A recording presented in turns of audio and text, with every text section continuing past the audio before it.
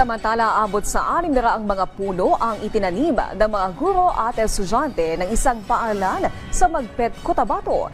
Sa tulong na rin ng pamahalaang panlalawigan na layong isulong ang pagprotekta sa kalikasan at food security. Si Chris Verhinayo ng PIA Soxurgen sa sentro ng balita.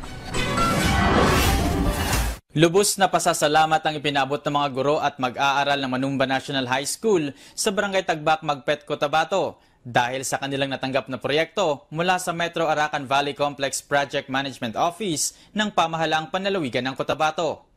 I'm so very overwhelmed na Manumba High School was chosen na nabigyan ng maraming mga itatanim yung para sa school namin.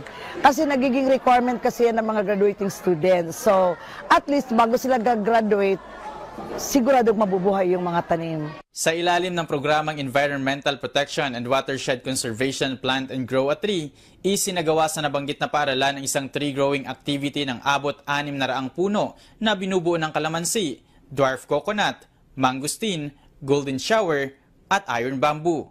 Maliban dito, nakatanggap rin ang paaralan ng mga binhi ng gulay at 3,000 tilapia fingerlings para sa kanilang gulayan at palaisdaan.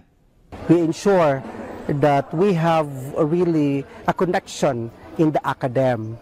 So we need to help, we need to support the academe through tree growing activity.